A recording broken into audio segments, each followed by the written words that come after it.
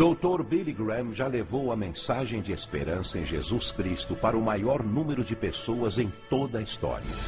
Mais de 210 milhões de pessoas em 185 países ao redor do mundo foram tocadas pela mensagem do Dr. Billy Graham. Por mais de 60 anos, ele vem fazendo com que milhares de pessoas entreguem suas vidas a Jesus. Dos povos de países mais remotos da África ao coração de Nova York. Tanto para grandes chefes de Estado, como para os povos mais humildes e necessitados. Hoje, o Dr. Graham compartilha conosco a mensagem de esperança em Jesus Cristo.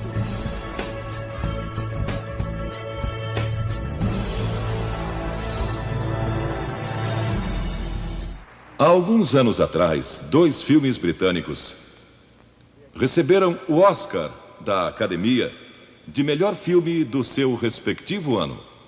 E ambos foram a respeito de 2 homens. Um foi Eric Liddell e o outro foi Gandhi. Ambos tiveram a força e a coragem, quando sob pressão, de dizer não a si mesmos, de exercer autodisciplina. Quero tomar como meu texto de hoje 1 Coríntios, capítulo 10. Começando com o versículo 12. Aquele, pois, que pensa estar em pé, veja que não caia. Não vos sobreveio tentação. Ouçam isto. Não vos sobreveio tentação que não fosse humana. Todo ser humano enfrenta tentações no decorrer de sua vida. Mas Deus é fiel e não permitirá que sejais tentados além das vossas forças. Pelo contrário, juntamente com a tentação, vos proverá livramento, de sorte que a possais suportar. Deus proveu escape, se você conhece a Cristo. Bom, aqueles 2 filmes tiveram um tremendo impacto sobre o mundo. O de 1982 foi Carruagens de Fogo, a história de Eric Liddell. Um jovem que disse não a si mesmo e sim a Cristo. Ele surpreendeu o mundo quando se recusou a correr num domingo nas Olimpíadas de Paris de 1924. E vocês todos sabem que ele disse não até mesmo ao príncipe de Gales, que lhe pediu que corresse, porque ele era o homem mais rápido do mundo nos 100 metros. Mas ele disse não, porque ia ser num domingo e era contra suas convicções bíblicas escocesas. E recentemente foi comemorado o 60º aniversário da grande vitória de Eric Liddell nas Olimpíadas, porque ele correu nos 400 metros, em que ninguém achava que teria chance, e venceu.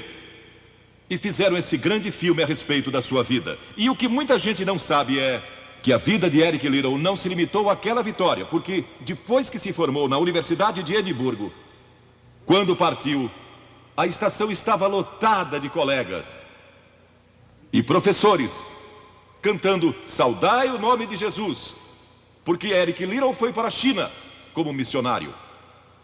Foi capturado pelos japoneses durante a guerra e morreu num campo de concentração japonês. Mas naquele campo, ele trouxe alegria e coragem a todos os prisioneiros, pois pregou para eles e cantou para eles, ministrando as suas almas. E ouvi dizer que estão preparando um outro filme, mostrando sua vida ali, porque ele teve coragem de dizer não. O mundo ouviu falar dele, porque ele disse não àqueles que tentaram fazer com que abandonasse as suas convicções cristãs pessoais. E eu penso em William Booth, há pouco mais de 100 anos atrás, que fundou o Exército da Salvação.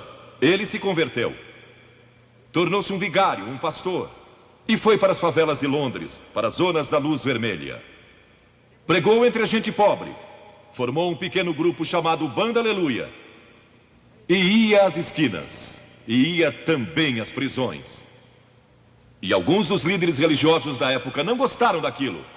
E assim ele foi chamado diante de uma conferência de líderes religiosos e disseram: William Booth, você vai pregar onde nós o mandarmos, senão será excomungado. Ali estava ele, diante daquela vasta assembleia de pastores. Que podia dizer? Catherine Booth, que se tornou tão famosa quanto ele, sua esposa, estava na galeria e abanou o seu lenço gritando: William, diga não! E William obedeceu sua esposa e disse não, e assim nasceu o exército da salvação.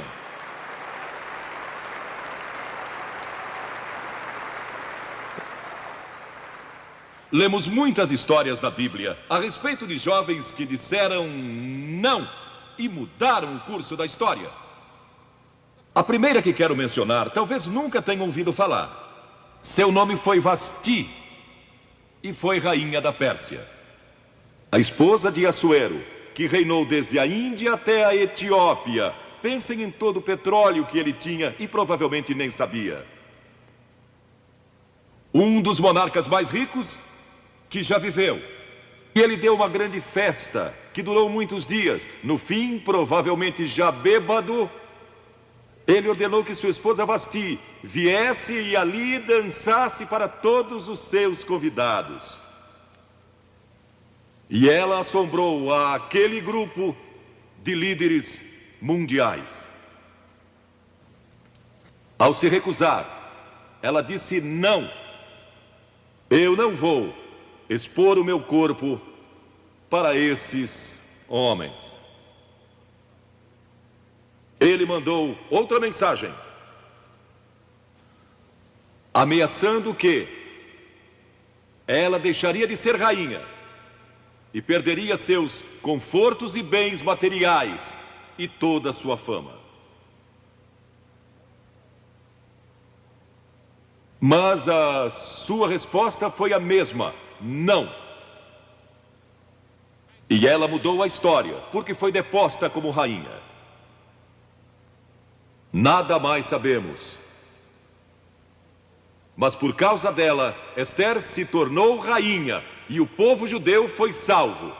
E até o dia de hoje, o povo judeu celebra um grande feriado, porque uma mulher disse não e abriu a porta para a salvação do povo judeu, porque havia um homem como Hitler,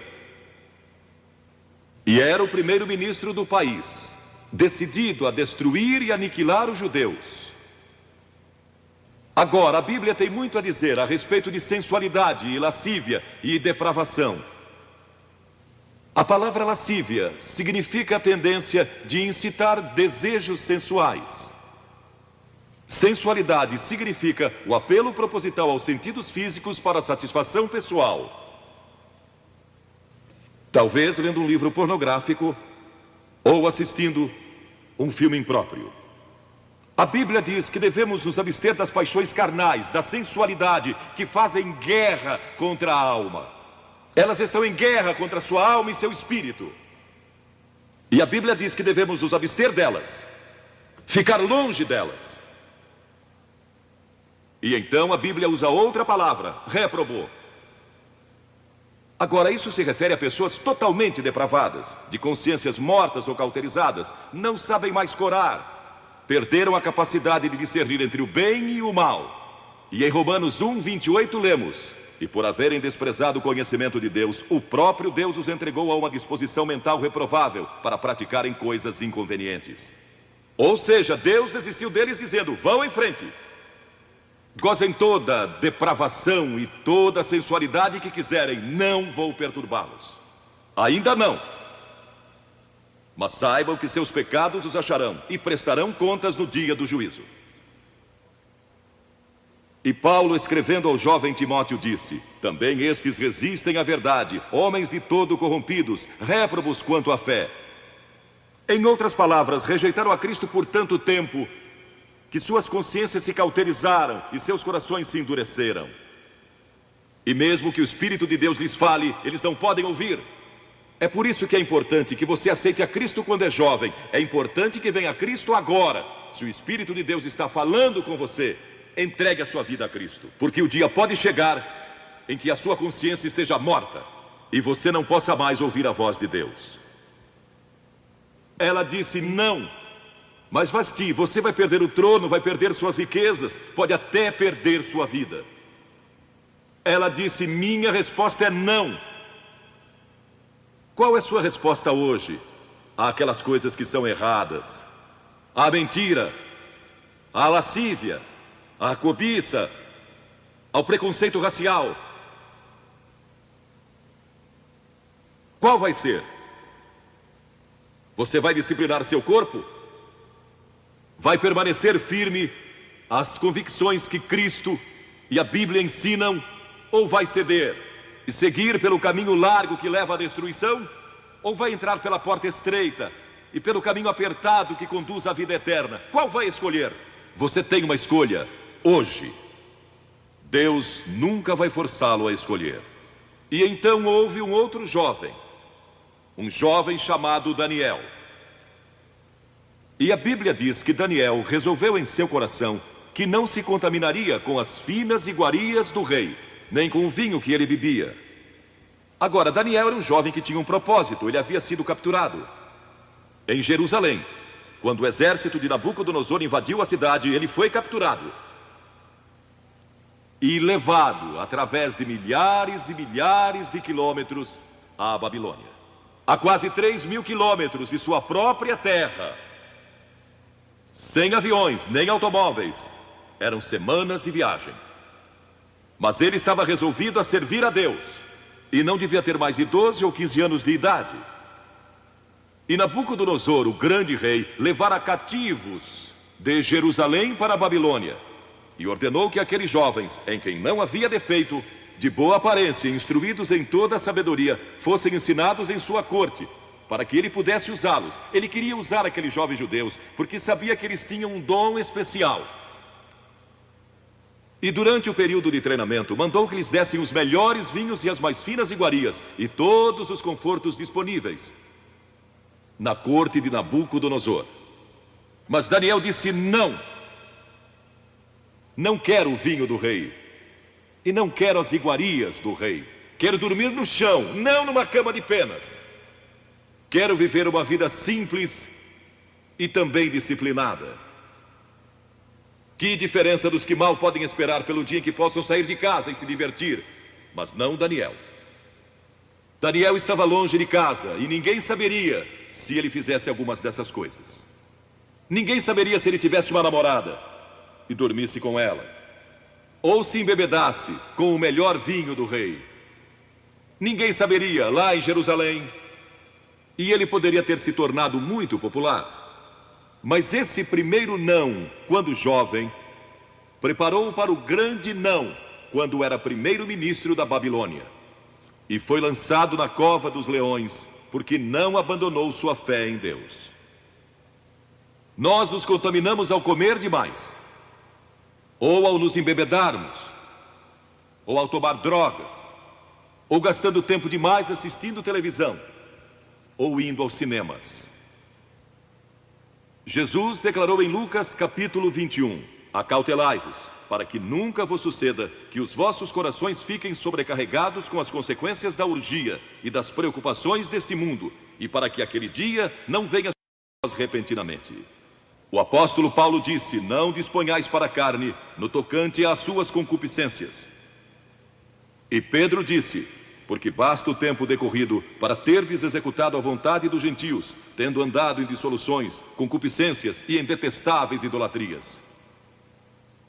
A Bíblia diz que devemos disciplinar nossas mentes e também nossos corpos, e disciplinar o coração pela nossa fé em Cristo. E então houve outro jovem chamado José, que foi vendido para o Egito pelos seus irmãos e se tornou escravo de um homem chamado Potifar. E Potifar tinha uma linda esposa, e José era forte e bonito. E em Gênesis, no capítulo 39, se quiserem ler a história, lemos a respeito da tentação de José. A esposa de Potifar se apaixonou por José, porque José se tornou mordomo de toda a casa de Potifar, cuidando dos seus negócios. E ela viu aquele belo jovem, viril e de boa aparência, andando pela casa e pelo jardim, cuidando dos negócios todos os dias. E ela o cobiçou e disse: deita-te comigo. Ele disse: não. E acrescentou: não posso fazer isso ao meu senhor, que me confiou tudo o que tem, exceto sua esposa. Não posso pecar contra Deus, o Deus dos meus pais. Ele estava longe de casa, lá no Egito, quem saberia?